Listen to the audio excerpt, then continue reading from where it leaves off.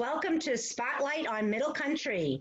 My name is Lenore Paprocki, and I am the president of the Greater Middle Country Chamber of Commerce. And my name's Elizabeth Malafi. I'm the coordinator of the Miller Business Center, and we're here with Pastor Scott from the Centereach Bible Church. Welcome. Thank you. Welcome, Pastor Scott. Thank you, guys. Thank you so much. And actually, my name, everyone thinks my name is Pastor Scott. It's actually Pastor Scott Kraniak, but no one could ever say that name, so it's Pastor Scott.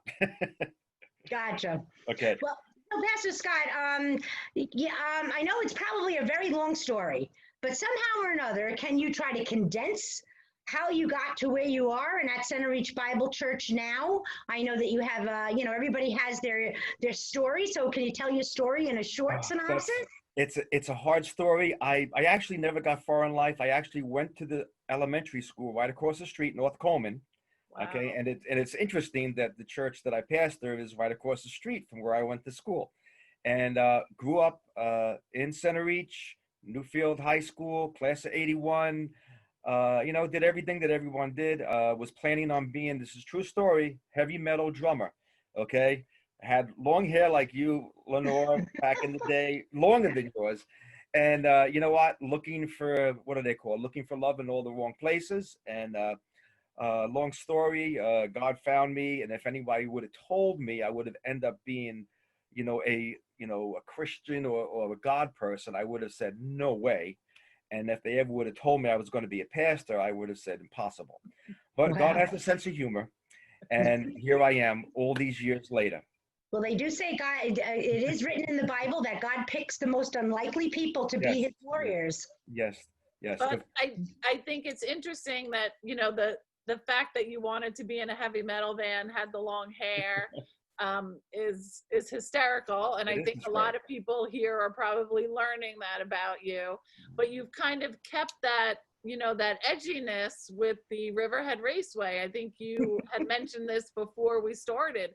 So can you tell us a little bit about where that comes into your being a pastor? Because I don't know many pastors who are also at like the Riverhead Raceway. Yeah. There's a cool story. If anyone wants to look, the New York Times actually came out one year and did a story on me out there. And if you go to New York Times, they have a video. It was a story, people with odd jobs, and it was, how did I become a chaplain for a racetrack? I go out there, I do a smoke show, which is when I spin my tires. I start the races each Saturday, and I'm the only pastor and our church has a race car. We're probably the only church that has its own race car. And I did get flack, over the years. Some people didn't get it.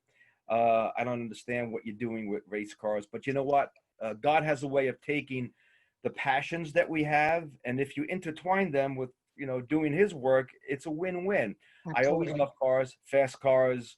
I grew up in that world, and there was an opening at Riverhead Raceway. They always had a chaplain, and they wanted a chaplain, and they asked a ministry called Racing with Jesus, which is a NASCAR ministry across the whole country, and they placed chaplains, and it's hard to find clergy who are into this. So they saw that I was doing I was going to the local car shows with my car, hanging out, reaching the people, and they found me and said, hey, you want to go to Riverhead and check it out? I've been there for over 15 years now. Yeah, it's fantastic. I'm, as many of you know, I'm there every week and always see Pastor Scott. I actually was lucky enough to sit in his car, and while right before the show, he does this burnout that's like magnificent. And I'm known for my burnouts. So much fun. I had such a blast. It was a memory that I'm always going to remember. A lot of fun, and I know that you've made a lot of great relationships there at Riverhead Raceway. Great camaraderie in the pits. My daughter's been racing 4 years now, and it's fantastic there. So, well, it's interesting that you said that. People don't expect, you got flack for it, and people don't expect a pastor to be at a raceway. But it kind of goes to being a business person, chambers of commerce. That we're librarians going to a chamber meeting, and people are like, what are you doing here? Or what's a pastor doing at a raceway? Or why is a chamber putting on this YouTube interviews every week? And you have to go where the people are, and you have to think outside of where your normal parish might be. But of course, your constituents and the patrons of your church, some of them enjoy racing, some of them enjoy other things. So why wouldn't you be there? But can you tell us more about why you, as a pastor of a church, did join your local chamber, and what that chamber's membership means to you as it relates to the community? Well, a couple of things you might not know, that I was on the Brookhaven Town Youth Board, and I was the chairman of the Brookhaven Town Youth Board for a couple of years.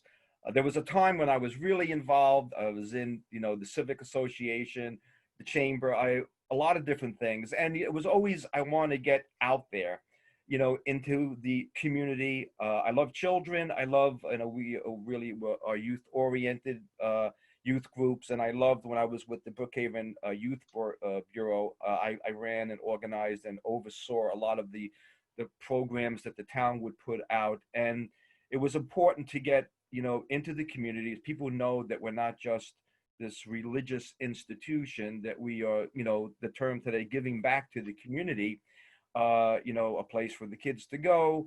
We care about our local community. It's just not just like my church is everything. It's we want to be a part of our community where we are a resource for the police. I am also, I hate to say it sounds horrible, but I'm the neighborhood watch captain for the area. So, we have neighborhood meetings like in the old days. Everybody would meet at the church and they would talk about the what do they call them? The town hall meetings. Years ago, they used to meet at churches, and we still do. The people, local community, they want a place to come. The town, I'm very friendly with the people at the town, and we discuss, what's happening. A couple of years ago, we were really involved in that. Right. Pastor Scott, I also know when you were talking about being about the community, you have a community program where you help the youth and counsel the youth. Can you speak a little bit on that? Yeah. My before I was a pastor, actually, my passion is counseling, and my specialty is depression, anxiety, and cutting, suicide prevention. One reason is because I've been there. Okay, and I'm very open about it. I've been depressed. I've dealt with anxiety. I almost took my life many years ago. I had a suicide note and everything. And it was how I felt. God said, you know what, you're going to go through this, come out of it, and you're going to be able to help people. And I've been a counselor for about 20 years now. And it's important to me because today it's over the top.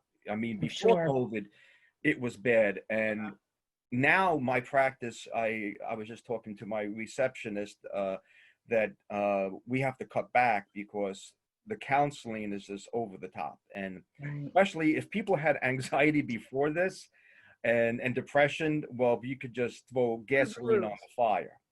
Yeah. So, and especially youth, I counsel all the way down to like 5 years old. Believe it or not, there are children with depression at 5 years old. And I have a thing for, the teens cutting. I specialize in cutting. It's a big phenomenon today, and not in a good way.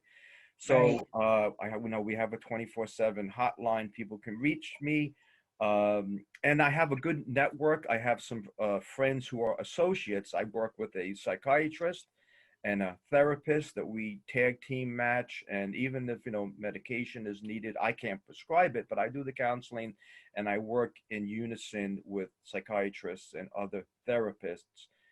If we need to, family counseling. I mean, families are crumbling, marriages are strained, and it's something that, people have actually started coming to the church through that, because most churches don't have a counseling ministry. And so a lot of churches would send all their people, all the depressed people to me. And it got to, at some point, just way too many people. I mean, I could do this 24/7, 7 days a week. So, and it was taken away from my response, because the church allows me, I mean, people don't realize, I work for the church. They allow me to do my practice here. So when my practice started to get so big that it was, and I was involved with the town, I was taken away from my responsibilities of my church family here. So I Right. have to walk a fine line between my track family, my church responsibilities here, and the community. And I try to balance, and plus my own family. Right. Yeah, your balancing act, I Yeah. have to admit, Pastor Scott, knowing you like I know you is a heck of a job, to say the least. But, you're speaking about your congregation. I know, well, I guess I'm going to guess my church had to change everything when this COVID-19 hit. Tell me a little bit about how, tell us a little bit about how, you changed and changed up. And the word of the day is pivot. How did you pivot your churchgoers, the congregation? What did you do to keep them involved, with the church and keep the church, relevant and still acting out? Yeah, yeah. Well, you know what? I mean, God has a way of working all things together for good, and we're actually more active now than we've ever been. And our church is kind of the little house on the prairie church, if you ever saw it. And we've always been like 10 years behind everybody else. So we never had an online presence or anything, but we were forced to. Right. So, we started doing the live streaming. I started to do, and I've done it since the COVID started. I do a Word of Hope podcast. It's like a 3-minute thing. I send out to people a word of hope each day. And now it's all over. The people in other countries are starting to get it. We started a show called Life Talk Live on CBC TV, where it's every Tuesday night, 7 p.m., where I put on my counselor hat and we take life questions. And it's live interactive shows. People can interact, and we have guest speakers that come on. I don't know if you know Ken. You know Ken Auerbach. Yep. He's a lawyer. Right. His wife is Lauren. He was a guest, and we had a one night was on depression and anxiety and different things through the filter of God's word. We went outside. We're blessed to have such a big piece of property that's very well maintained. And we have been. I mean, last week we were cold. We've been outside having church out, and people actually don't want to come back in. They like it so much. People bring their blankets and beach chairs, and we have a band. We bring the band out there, and everybody just really loves it. We started with the drive-in movie thing. When that Right. first, we could only do the drive-in thing, and everybody had their cars parked outside, and that was like, I don't know, April. We were freezing out there. So you modify and you adapt, and we've become more interactive with people outside of Centereach. We have people all over the country who are following all of our podcasts, following our live streams, following our YouTube page. Right. So it really pushed me and this church out of the dark ages, so to speak, because we had to become a little more tech savvy, and we're not. We need tech people, which we're one step above two cups and a string here. I think you guys do a great job. I watches and Yeah. I think everything I've seen you've been doing a really great job as far as getting God's word out important. And I'm enjoying it. I've been watching Thank you. you. Thank you. I've caught quite a few, and especially the Tuesday night one. And it's been great. It really has been. And I think, it's just wonderful to hear you say all the changes that you've done based on what's happening. And Lenore said it, we've all had to pivot. And to see the middle country community, how quickly the businesses that could, the organizations that could, to just say, listen, we can't just sit back and wait for this to be done. Our community needs it. Our community needs the chamber still. Our community needs the church. Our community needs the library. So to see that our little community, middle country, is strong and does not sit back and wait for anybody to do anything for us. We're going to figure it out. Yeah, And it is really great. And wonderful to hear that. And I want to give a shout out to some people in the community during this all. I mean, a lot of people, we said, how can we help? And we were gathering masks. People were making masks. Remember that in the beginning? You couldn't get masks. We had many families making masks. We have a couple of our families. I mean, they own local places, Uncle Joe's Pizza in Lake Grove. they were sending up. We told them, my daughter-in-law is a RN at Stony Brook, and they needed food. They were there working 20, crazy hours. So, we were orchestrating getting food up to them, pizzas and stuff. And, people wanted to do something so desperately. What can I do? And, so we found, and not just us, other churches did the same thing. We're not like the best guys around. It forced everyone to be creative. And to, what I also did is I would have fees for counseling, and we have waived all of our fees because we started to do on-phone counseling. People that obviously didn't want to come see me anymore. So we opened it up, anyone in the community, and I told like Kevin Laval and the town, anyone is, can't cope, they don't know what to do, they're just at their wits' end, I'm offering, free counseling, hour counseling on the phone, free of charge. Call. We're here to talk you through this. And I mean, this whole season has been encouraging people, getting them off the ledge, and it's drawn a lot of people closer, to God, and to, gee, this is really out of our control. What do we do? Right. Yeah. I do want to bring up something that was mentioned when we were chatting before this interview started, because I'm fascinated. Something about a Jeep in Africa. Yeah. So Yeah. can you tell us a little bit about that Yeah. before we wrap up? Yeah. There's besides a race class, I'm an unusual pastor. They call me that. I'm very unusual, and I don't want to be like everyone else. And I'm also a Jeep guy. I love Jeeps. I restore them. And I don't know if you remember, a couple of years back in the news in Sierra Leone, Africa, there was the great Ebola outbreak. And when the Ebola broke out in this little village of Sierra Leone, it wiped out all of the parents and left the children. So there was a whole village that was just orphans. And I know a missionary that we worked with, and it was one of those, and I'm not giving any credit, I didn't want to do this. I was building a particular Jeep, and he had a need that we can't reach these people with supplies. It's in a remote area. You need a really off-road four-wheel drive vehicle. And he was visiting us, and I showed him my Jeep, and he goes, wow, we could really use that. And I was like, really? So we ended up giving him that Jeep. And what was really great, and I really decked it out for that terrain, is it cost us, I mean, to get from Centereach, Long Island, to ship this thing, and all the paperwork and the red tape all the way to Sierra Leone, Africa, West Africa, it was a lot. And I had to raise $5,000 it cost to ship it there. Wow. So and I tell you, people from the racetrack, people from our church, people from all over the country, I did one of those GoFundMe. I said, we needed money. We got the vehicle. We can't afford to get it there. And I tell you, within like 2 weeks, we had $5,000, and we put it on a trailer. We drove it down to a port in Maryland and shipped it off. Took about 2 months to get there.